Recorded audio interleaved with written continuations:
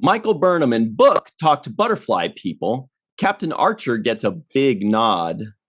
And Commander Reese takes the captain's chair for a minute. Hello, everybody. And welcome to the 7th Level with Cirroc Lofton. Hello. My name is Ryan T. Husk. Today we're doing a review of Discovery's Season 4, Episode 1, entitled Kobayashi Maru. And we are joined by Malissa Longo. Hello. Is it joined by or joined with? Joined by, I guess, yeah. That sounds good.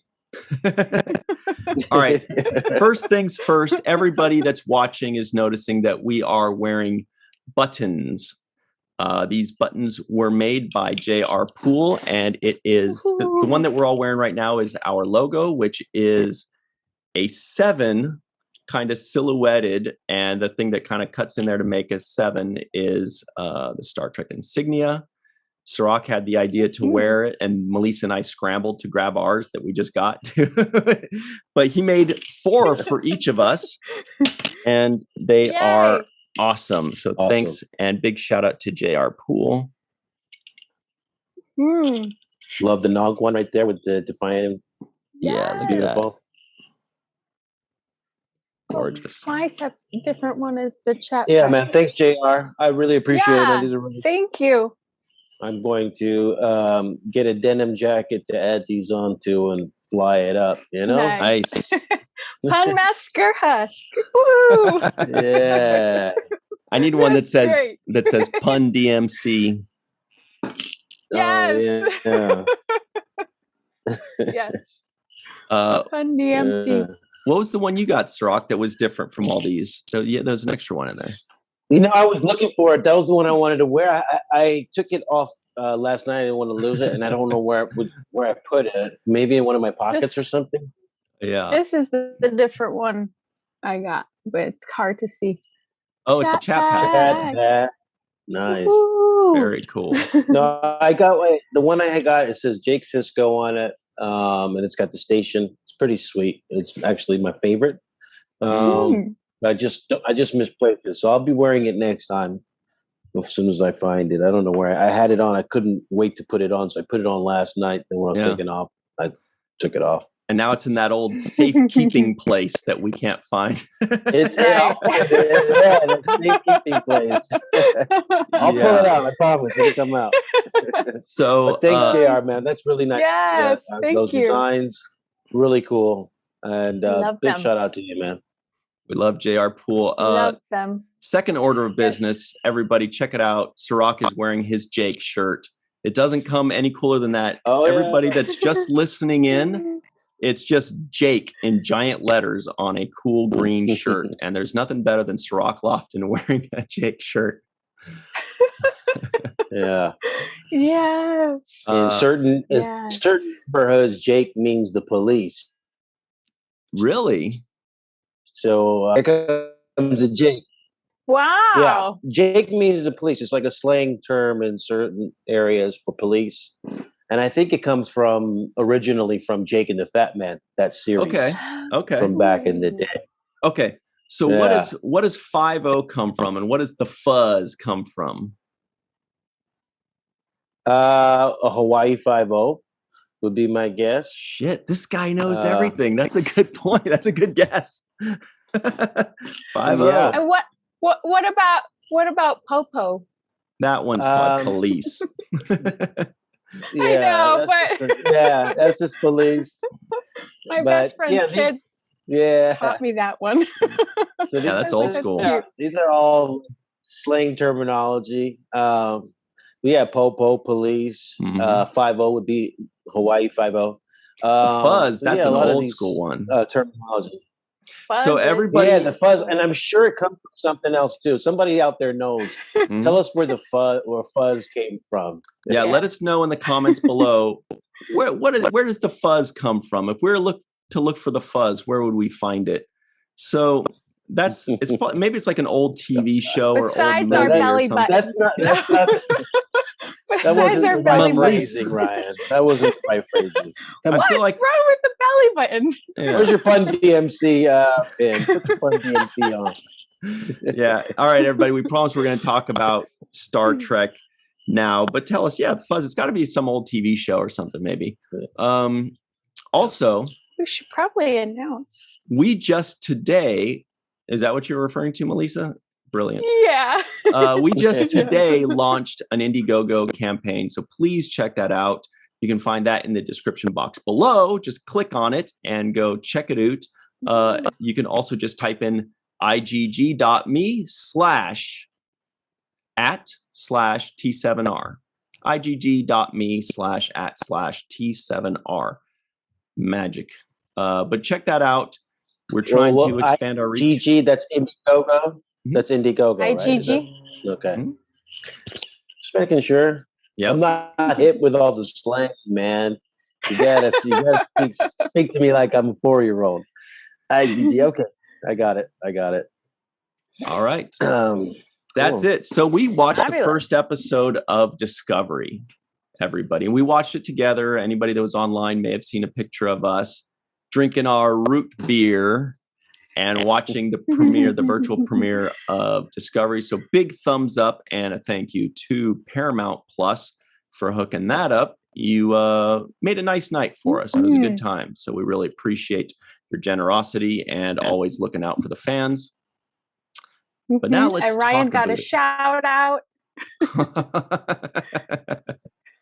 Yeah, that's true. I forgot about that. That was fun. The Vulcan that was asking. Oh yeah, you get that. Wrong, Aaron. Ryan. Wrong, Ryan. Yeah, the Vulcan that was doing like trivia, I guess asked a question, but in the live chat, Neil Bloomgarden, I think, said hello to Ryan. He said, "Oh, Ryan T. Husk," or exclamation point, something like that, right? And apparently the Vulcan guy that was asking questions thought that the guy was saying, Neil was saying my name in answer to whatever the question was. I don't know, but we were all talking amongst ourselves and suddenly we hear the Vulcan say, "No, Neil Bloomgarden, Ryan T. Husk is not correct." And we all stopped. We're like, why is that Vulcan talking shit about me? What did I do? I'm just sitting here drinking root beer with my buddies. That was weird. Funny. That's funny. And then after that, the chat just we got if you guys know too in the chat, tell us what the question was. Yes. I think it was about a Vulcan mind pinch or something. Was it? Oh, okay. Like who invented the Vulcan mind or the Vulcan neck pinch? I think that was me. Neck pinch, not mind pinch. Well, then, it was me. Yeah. You just called it something different. That's all. Yeah. And then after that, the chat was going nuts and everybody was dunking on me, being like, "That's not correct, Ryan. Ryan's the wrong answer." There's still stuff on social media with people saying Ryan's the wrong answer. So yes, I think that's going to haunt me forever. You just got to make a t-shirt. We'll put it on our Teespring. Ryan is the wrong answer t-shirt. Make sure you guys get that for Christmas. Yeah. That is the wrong answer. Goodbye. Goodbye. Yeah. We'll get a clip of that. Goodbye. That clip, we'll clip that and put it in our highlight reel one day. We do make one. But I have a question for you, Ryan. You said the name of this episode was Kobayashi Maru? Yes. Or as Melissa called it, something with a K. She's like, it's something with a K. So, yes. So Kobayashi Maru. And this was great. This is what Discovery does very well, and a lot of new Star Treks do very well, which is giving us little references and nods to previous episodes and seasons and series. So the Kobayashi Maru is a test that they give to Starfleet cadets. And basically what it is that it has no right answer. There is no correct answer. It's a no-win situation, which is kind of why Kirk says he doesn't believe in no-win situations. But so it's like this test this legendary test that everybody talks about. It's like a no-win situation. It's like, how do you beat this? And that's why they said that when you take that test and you fail it and you learn from it and you go to bed, all you're thinking about is, I want to take that test again to beat it this time. It's just one of these things. So it's a really interesting, aspect of the lore of Star Trek, which is like, what's the no-win situation? How do you beat it? Keep trying, keep trying, keep trying. Now, in the JJ movies, Kirk did successfully, quote, beat it, but he beat it by cheating, so it didn't really, it's kind of one of those things where it's like, well, Kirk will find a way to win no matter what, even if it's cheating the program. So that's what they're referencing. Well, and the president also kind of alluded to maybe the lesson is you're not always going to know what the answer is. So, and accepting that is part of the challenge of the test, is what she was telling to Burnham at the end. Oh, that's right. And that's the whole, like, the question wasn't a question part. Like, I just wanted to, wasn't that line, like, the question was not a question? No, because I think Stamets was referring to that, but this was in the ready room after the carnage on the station happened. I mean, I guess it wasn't carnage, but yeah. Now, since we're talking about the JJ movies, we did mention the JJ movies.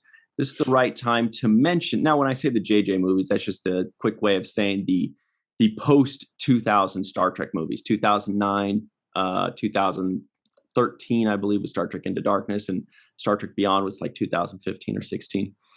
Don Crandall, our good buddy Don Crandall, he doesn't just get the nods in Star Trek. He gets things that maybe Star Trek didn't even mean to reference. Like he's a nerd's nerd. But what he said, and this is entirely possible, is when the episode began, there was Booker and Michael. They were trying to give a gift to this alien species, and it was probably like a first contact thing.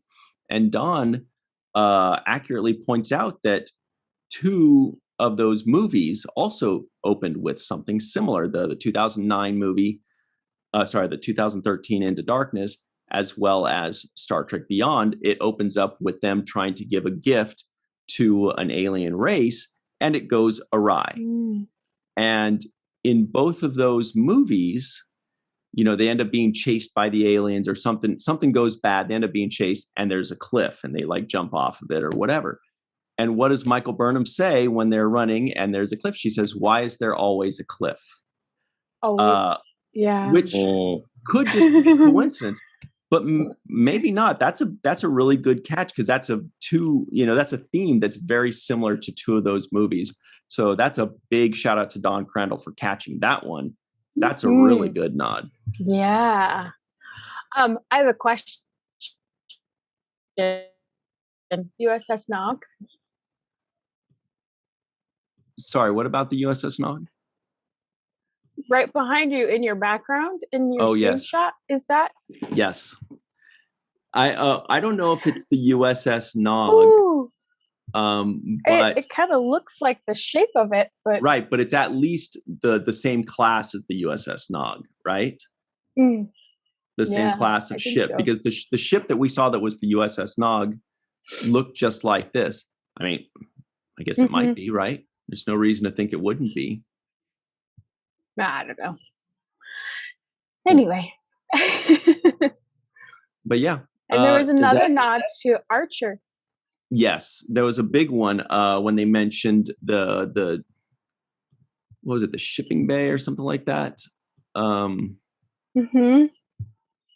But not only did they name it the shipping bay Archer or something like that, and I've got to find it in my notes, but they also played his theme song, the Archer theme song, when they revealed it, which was really beautiful. Dock. Yeah, the Archer space dock. It was the space dock. Yeah. So that was really cool. They missed an opportunity to play Faith of the Heart, but we'll take the Archer theme song instead. That'll be fine.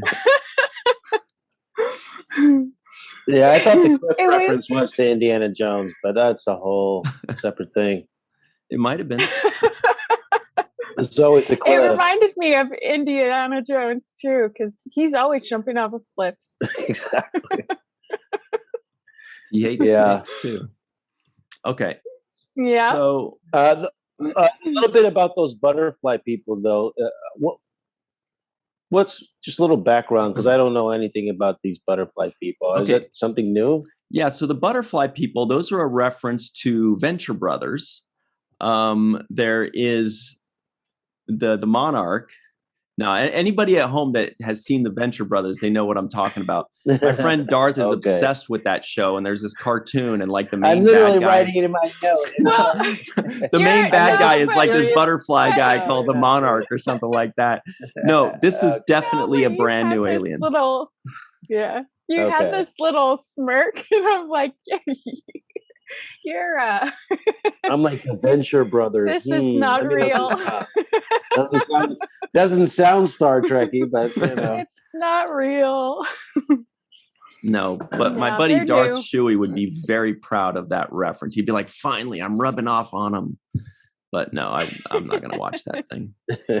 But yeah, that's a brand new alien. Really cool concept, though. It's a cool concept. It's like this little thing, and I forgot what it's called, that's in the ocean, but kind of similar to the Borg, but the entity is made up of a whole bunch of smaller entities, which is what these people kind of were, made up of the smaller butterflies. Voltron. I don't know how they have Voltron. Yeah, I remember Voltron. No. Yeah, I guess, now that you say that about the other Star Trek films and their openings and how they had this similar opening, feels like they could have taken a different approach. When we're dealing with First Contact, which is what this would be, and this is First Contact now 1,000 years more forward into the future than I think we've ever seen, right? Yeah. So this would be like... Well, it would be First Contact after the burn, because they had made contact before the burn. But I guess they hadn't been friends with the Federation before then. That's what it seemed like. With this butterfly species? Mm-hmm. Yeah. That's what I got from it. I just wish I could have got a little bit more background on these people and this character. It seems like they were introduced in a rush, and their character, I just felt like maybe if we had seen them in the briefing room talking about what they were about to do and how these, this species would react, and make sure you don't do this, and maybe a little bit of that, so that I could have. Yeah. I felt like I got propelled into this future space time that they're in, and got introduced without any kind of exposition of this is what's going on. We've been, arrived here, something, one of those Captain Log type of moments. Yeah, I mean, there was a very brief moment of it, but it was so quick that I missed it on the first watch. But I only caught it. I caught it on the second. What was it that you caught? It was just them talking about going to this planet to drop off the dilithium, which I had missed.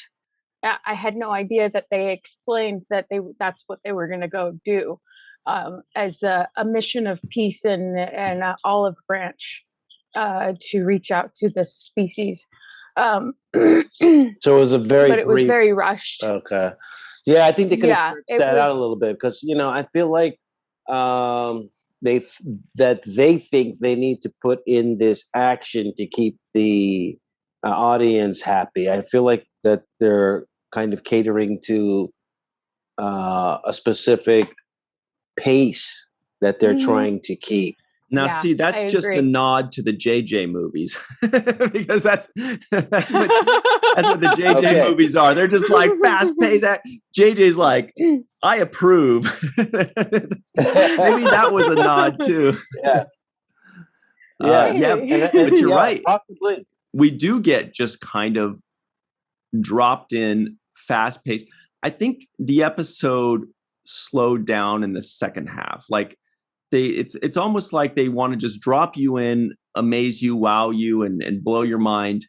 And then when you recover, they say, okay, so by the way, here's what the episode's actually about, or something like that. But yeah, it does definitely drop you in. It kind of assumes that we are going to catch on, as a lot of shows do. We'll catch on eventually as it goes. Like we see that for example, Reese, they called him Commander Reese. So he must have gotten a promotion, right? From lieutenant to lieutenant commander. Well, also, I believe they called Detmer Commander Detmer as well, if I remember correctly. So she must have gotten a promotion too. Well, yeah, they did kind of mention it when Burnham is just after Burnham addressed the new academy recruits, and she goes over to talk to Tilly, and she's like, well, and Tilly refers to her promotion, and that everyone got one. Essentially, everyone got a promotion. Oh, interesting. On the Discovery, yeah. So there's no ensigns like Adira.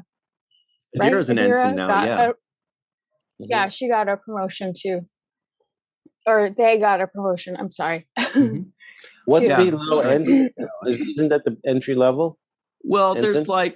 there's like cadets, and there could be like petty officers and things like that don't really have a rank. Like supposedly Chief O'Brien was like that, which is weird because he was kind of like leading missions and like senior staff, but he doesn't technically have that. That's pretty confusing. And I know people like our good friend, associate producer, Mr. Tim Baum, would be like, oh, well, petty officer is this and that, like to them it's second nature, but to us, we're like, I guess we're like trying to piece it all together. But and or enlisted is another thing. Enlisted are like crew people or something that don't hold rank. Rank is like for people specifically put in command into things or whatever, and then people can be enlisted. Right now, our good buddy Yvette Blackmon's shaking her head. She's like, Ryan, you are terrible explaining. We know a lot of move on. We know people that know things, but we don't know the actual things.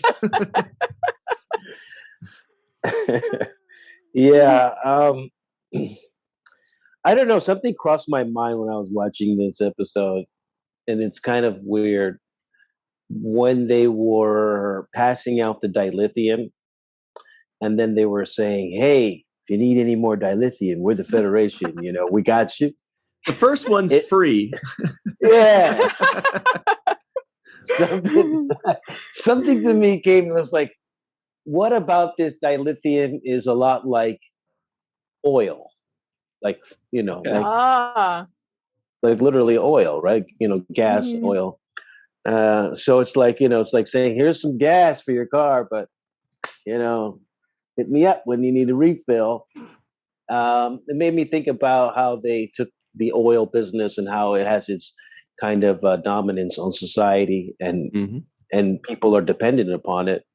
It made me think of that in the Federation, right? So the Federation is like this big dealer, right? The oil dealer. And then when I thought of dealer, then I thought of the ketamine, of that, not ketamine, the stuff that the Jem'Hadar, Ketracel White. Oh, yes. So I thought, oh, wow. So they're like basically getting you sprung on that. Yeah, now they're the Dominion. Now they're the Dominion. Yeah, you need more. Come back. It's like, you got to come back. I know you're going to come back. Mm-hmm.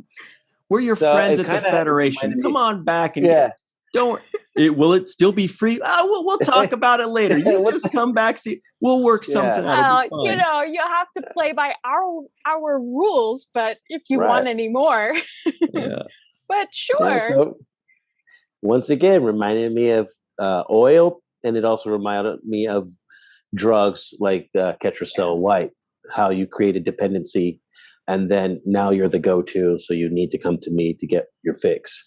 What do you think they felt a little call? weird. What do you think they call Ketracel White on the street? You know, The white. Yeah, but they got to, sometimes they got to come up with something that totally makes no sense. Like the nanny. Hey, you got the nanny with you? You got the? Oh yeah, I went and saw the nanny earlier. You want to talk to her? I was just gonna say the snow. I don't know. No, yeah, informer, right?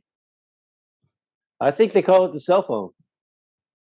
You left your cell phone in my house. Come pick it up. Oh, okay. I got so lost there. That was too subtle for me. I was like, wait, what? Oh, sorry, my bad. No, that was very good. The cell phone. Okay. Yeah, it's a throwback thing.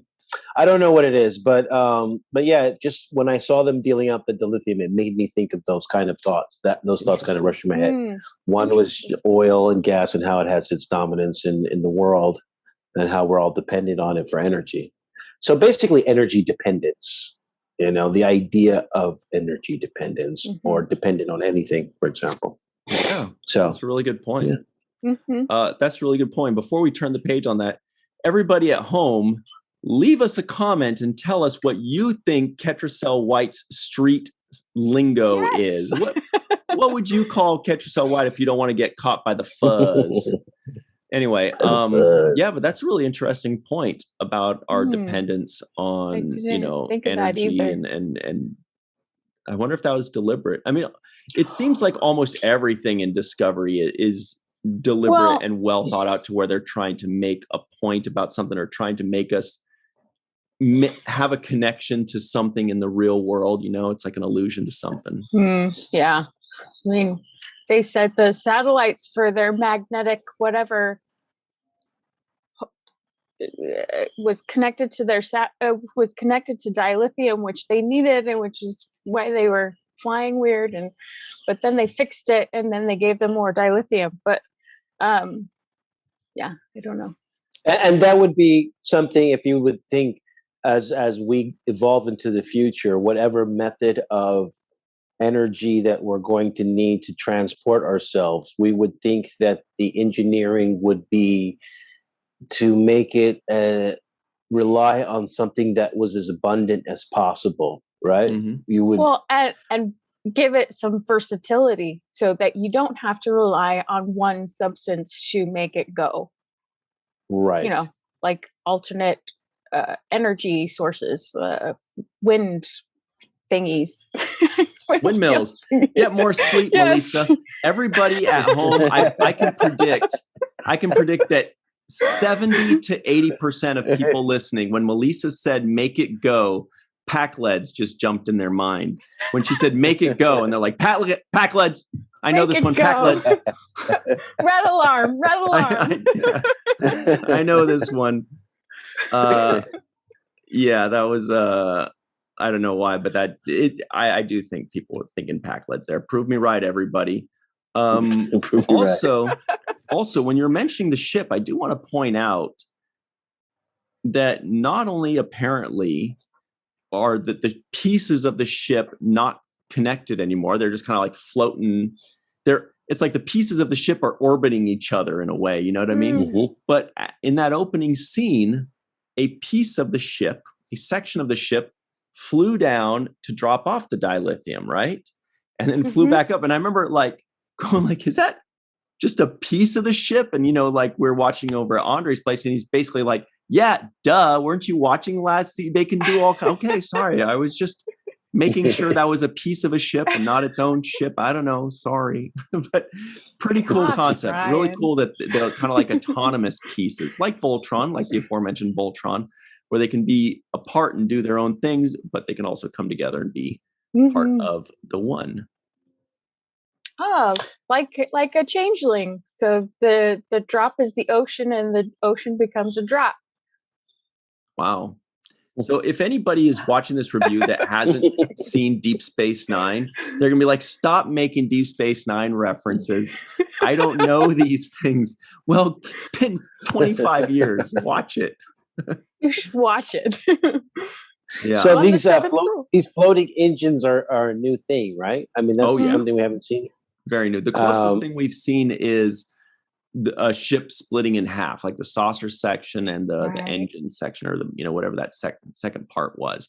That's the most we've seen. But that was like a major doing. That was like a major thing. It would take a while to pull apart very slowly, and lights are flashing and all the, it's a big hoopla, and then they come together, and then all that just for two pieces splitting. Whereas this is just kind of like, seems like they just come and go as they please.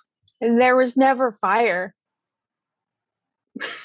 There's never fire blowing out of the sides of flames. the wall. Yeah. Fire. There's a lot of fire on the walls of Discovery. Yeah, we noticed that. A lot of fire. There's a lot of fire. Sorry, random. Okay. So there's a lot more to talk about. Number one is that we all noticed at the same time. First of all, huge shout out to the wardrobe department. We say it every season. My gosh. But this is glorious. It's gorgeous. Culber, Dr. Culber, one of my favorite characters since the very beginning.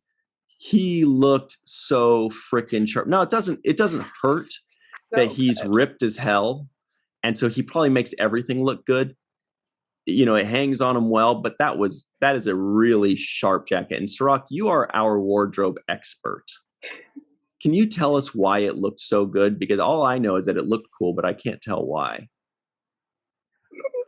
Oh, well, I'm glad you asked. You don't seem it. Well, I did a little sketch of it. Shoot. You are glad I asked. Wait, hang on. I'm going to pin that. Wait, hold it up again. Oh, yeah. That's one little sketch of the... Damn. Nice. And what I think is really cool about is the asymmetry behind the length of the bottom, the black striping, and the way it's placed on the shoulder and coming down the length of the body. They also have two kind of riveted collar-like things that are on each shoulder. Another little kind of buckle on the neck. I love that. Yeah. Love that touch. So yeah, I mean, which also displays rank now too, which is pretty cool. Yeah. I don't know how functional those outfits are. Like if they're going to be running from the Xindi or something like that. If they go on away missions, they should probably change into like spandex or something and hoodies. Well, wasn't that those black suits? With the metal shield. And the lighting and all of that stuff, and those were sharp too. Gosh, so nice. Gosh, wardrobe. They're killing it. Yeah, they're killing it. Definitely looks good. I love the wardrobe. I love the set designs. As far as the visual and aesthetics of it, they're really hitting it out of the park. We noticed a lot of fish aliens too when they kind of had that Starfleet scene when they were going through the crowd and panning. There were a couple of like really cool fish-looking type of alien head guys. So makeup-wise too, I thought they're doing some amazing work. So shout out to all the guys behind the camera that are putting in the work for the set design, for the wardrobe, and the makeup on the show. It's fantastic. Okay. Now, the fans that are listening in, when Cirroc says fish head aliens, if I say Fleetwood Mac, what do you think? That is a lot of I predict at least 50% of the Star Trek fans listening in or watching get that reference. Fish head aliens and Fleetwood Mac. I don't want to ruin it yet. Well, yeah, because let's just say it is not from a series that you've seen yet. I don't want to give any hints to anybody that's making the guesses right now. I'll say it at the end of our review. We're done in a few minutes anyway, so they only have a few minutes to wait. But there was also, we got to see the Kelpians and the Baul in Kaminar too at first. And those Baul are so cool, man. They seem like they're a lot of work to put together as far as the costume, but also like the visual effects, because they've got things floating around and they're almost ghost-like demonic, creatures. I don't know what, it's hard to tell, because they kind of got them in the background, but they seem like there's a lot of talent and a lot of budget going into those aliens. So they deserve to be recognized, I think.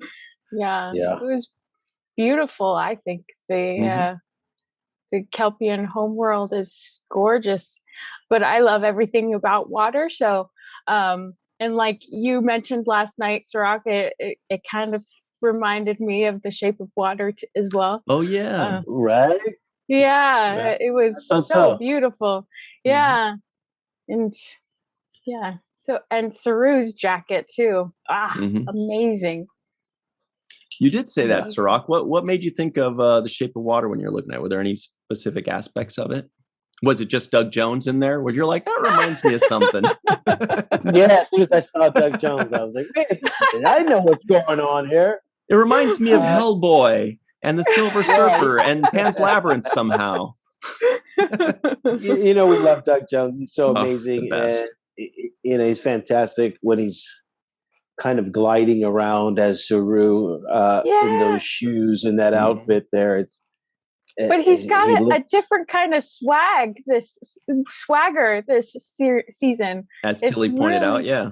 Yeah, he does. And you notice that right away in his homeworld when he reveals himself from the shadows.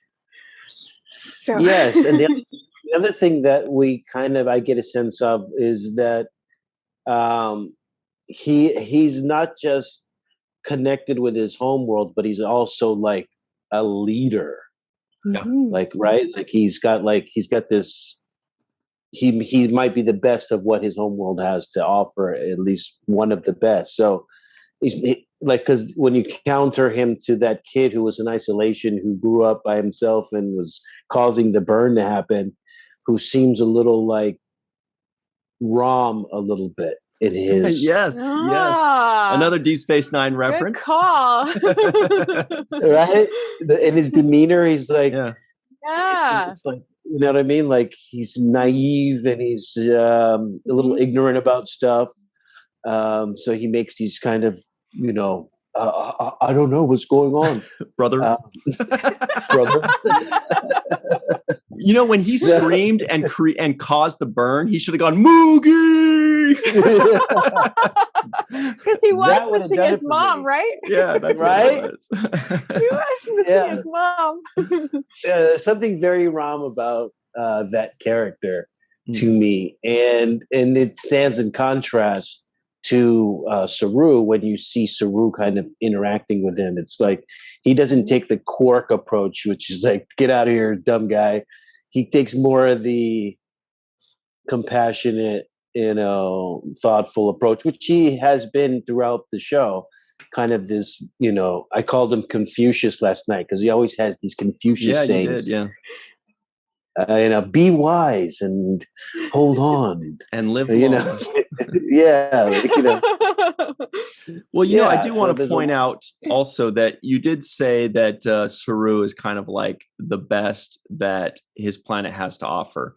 And I'd be remiss if I didn't say Doug Jones isn't also the best of what our homeworld has to offer. I know we already just said how great he is, but I just want to reiterate, coolest dude ever. But that is really interesting, comparing him to Rom, that other guy. What is his name? Sakul, I think? Yeah, I think so. Something like that. Sakul. If that's how you say it, yeah. And Malissa, you had a pretty good memory of season 3. I feel like Cirroc and I needed a little bit of time to remember all the characters' names, what they do. Like Sakul, Sukal maybe is his name, Sukal. But it seemed like you kind of had a pretty good grasp, and so I think maybe Cirroc, that's why we felt like we were just thrown into it, is because we're like, wait, we're trying to remember, okay, this character did this and this and this last season. And they're already like, oh yeah, but forget that. They've already promoted, they're doing this, they're doing all this other stuff. And so everybody at home, if you haven't watched the episode yet, watch season 3 refresh your memory, and then dive in. Well, yeah. I mean, I do wish that they would dive a little deeper in certain things and not have it so rushed and action packed. Oh, really? I tend to I love the visuals and I love all of the the aesthetics that they bring, and action is fun and everything, but I prefer a little less heavy-handed storytelling and a little bit more substance, but subtlety too. Yeah, subtlety as well. Yeah. Okay. Yeah. We already only have a minute left. God, we could talk about this one for another half hour, but we do have to move on. I'm sure whatever we didn't cover in this episode, I'm sure we'll cover it next week in episode 2, because the first and last episodes are the ones that have the most to talk about. I think we were talking about last night about what the Baul eat. And I just want to point out that I made a very good joke. I said, what do the Baul make soup out of? And it's Baulian cubes, right? So tell your friends, because that is very good. It's worth saying twice. That is very... Oh, God.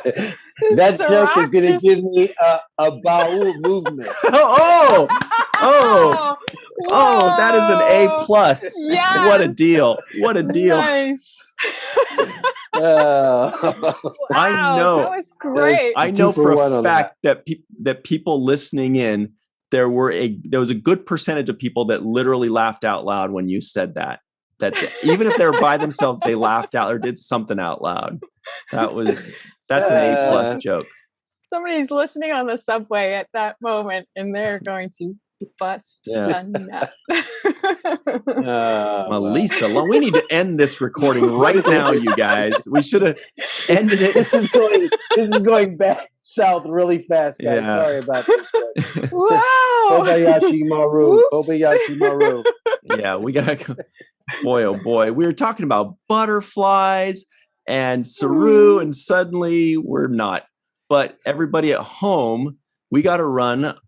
Thank you so much for joining us. We also want to give a very special thanks to Carmen, a.k.a. Skillet, TJ Jackson-Bey out in Missouri, Bill Victor Arucan, the aforementioned Yvette Blackmon, Tom Homer Frizzell, Eve England out in Wales, Dr. Marie Segal, Titus Mohler, Tim Baum, Dr. Susan V. Gruner, John Mann, Darlena Marie, and Rex A. Wood. Thank you all very much. We'll see you next time. Until then, always remember the 7th rule. Keep those things open. Your ears open.